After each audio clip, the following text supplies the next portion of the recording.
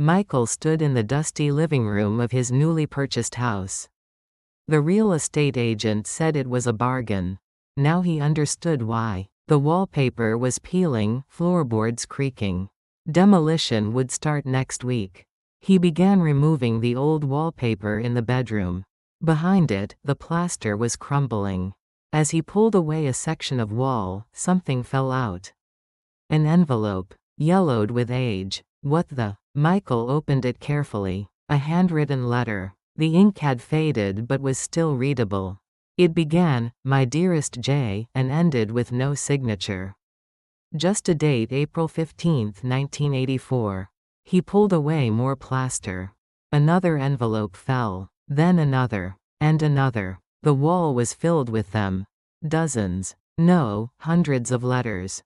All the same handwriting. All addressed to, "My Dearest J." None ever sent. Michael's hands trembled as he realized what he'd found. Someone's secret. Someone's heart. Hidden in the walls for decades. Who were you? And who was J? Michael spent the entire night reading. He laid the letters out across the floor, organizing them by date. The earliest was from 1984. The most recent, 2014. 30 years of letters. All unsent. The writer's voice was poetic, vulnerable. He wrote about ordinary days made beautiful by love. A smile across a room. A shared lunch. The way Jay's hands moved when she spoke. "Today you wore that blue scarf. You don't know that blue is my favorite color. You don't know it's my favorite because of you." Michael felt like an intruder reading these intimate words. But he couldn't stop. Each letter revealed more. The writer worked at a library. Jay came every Tuesday and Thursday. They talked. They laughed. But only as friends. One letter from 1991 changed everything. "I saw him today. Your husband. The way you look at him, I understand. I could never give you that kind of life. I'm just the quiet librarian who stamps your books. But Jay, you've given me something precious. A reason to notice beauty. I'll never tell you. This love is mine alone to carry." Michael sat back, stunned. This man loved someone for 30 years and never said a word. He just wrote letters and hid them in walls. Why didn't you send them? Michael couldn't let this go. These letters deserved to be read. By Jay. Whoever she was, she should know someone loved her this deeply. He started investigating. The house records showed the previous owner was Robert Chen. He'd lived here alone for 42 years until his death 6 months ago. No family. No children. The house sold to pay his debts. Robert Chen. So you're the writer. Michael visited the local library. An old building downtown. The head librarian, Margaret, remembered Robert immediately. Oh, Robert. He worked here for 35 years. Retired about 10 years ago.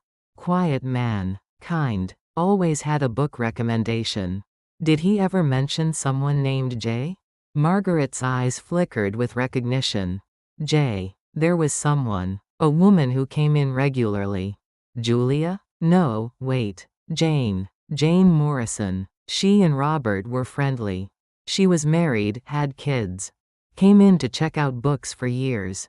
Michael's heart raced. Jane Morrison. That was Jay. Is she still around? Margaret hesitated. I haven't seen her in ages. But her daughter Emily still lives in town. Runs the flower shop on Main Street. Michael left with a mission. Find Emily. Find Jane. Deliver 30 years of unspoken love. The flower shop smelled like roses and lavender. A woman in her 40s arranged tulips by the window. She looked up when Michael entered. Can I help you? Are you Emily Morrison? She nodded, curious. Michael took a deep breath. How do you explain this? I bought Robert Chen's old house.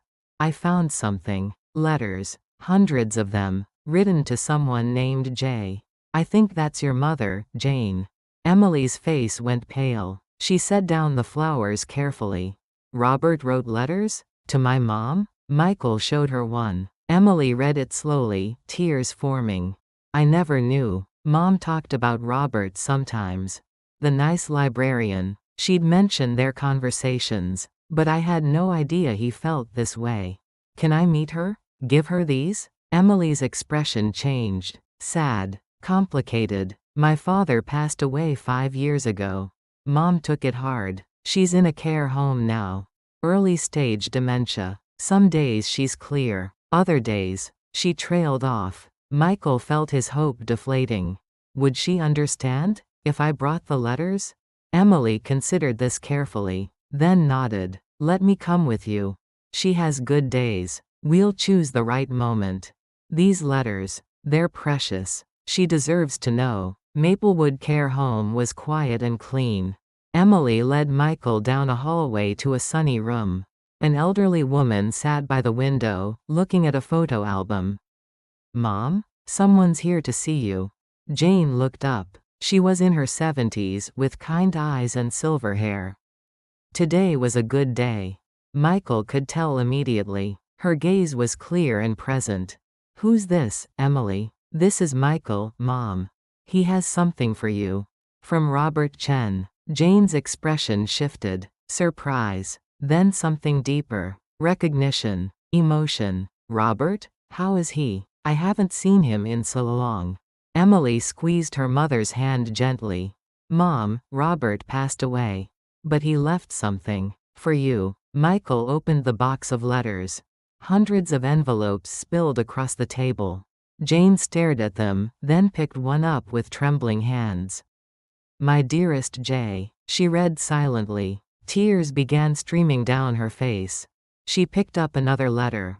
Then another. Her hands shook. He wrote these? All these years? For 30 years, Michael said softly.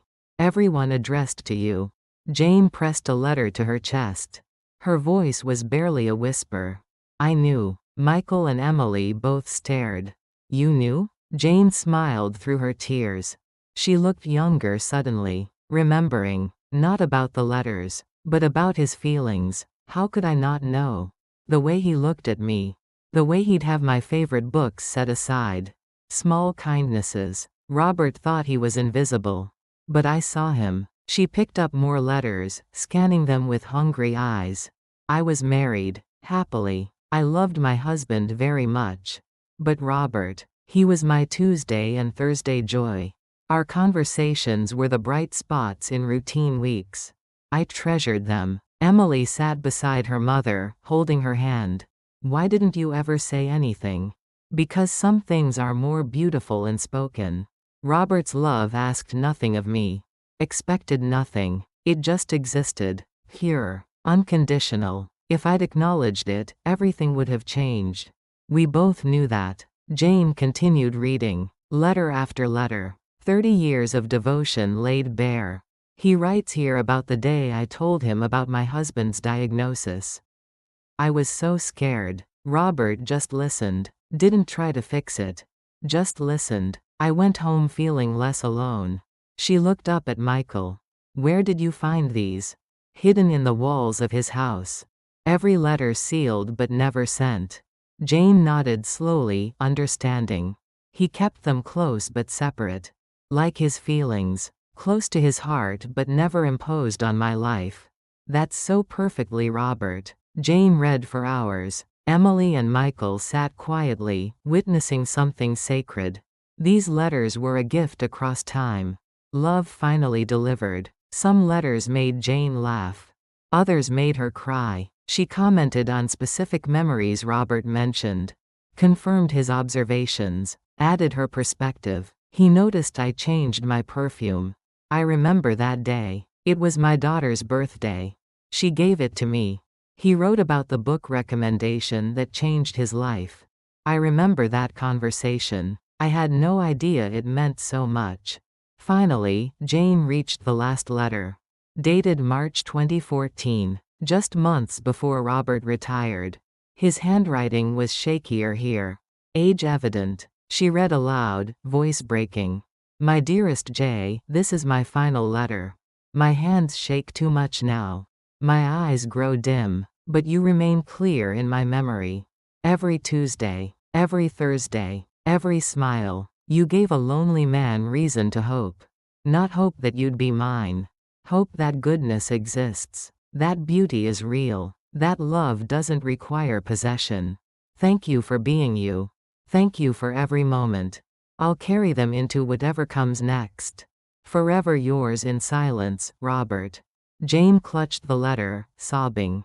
Emily held her mother. Michael wiped his own eyes. After a long moment, Jane spoke quietly. It was enough. Just knowing he was there. Having those conversations. Seeing his smile. It was enough for both of us. 2 weeks later, Michael stood in his renovated house. He'd kept one wall untouched. The wall where Robert's letters had been hidden. He'd created a memorial there. A framed photograph of Robert from the library archives. Below it, a plaque.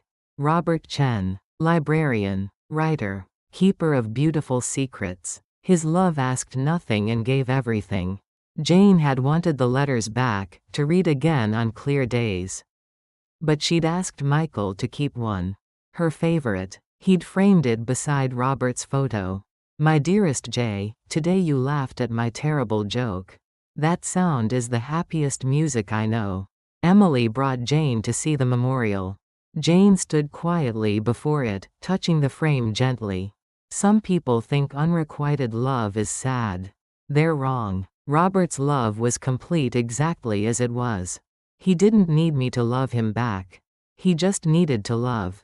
And that made him happy. She turned to Michael. Thank you for finding these. Thank you for caring enough to search. Robert spent his life quietly loving. Now his story is told. That matters. Michael nodded. He'd bought this house for investment. Instead, he'd discovered something priceless. A reminder that the most profound love sometimes exists in silence. That not all love stories end in union. Some end in devotion, in respect, in letting someone be happy, even if you're not the source of that happiness. The letter house stood solid. Its walls no longer held secrets. But they held memory. Proof that one quiet librarian loved truly, deeply, and selflessly for 30 years.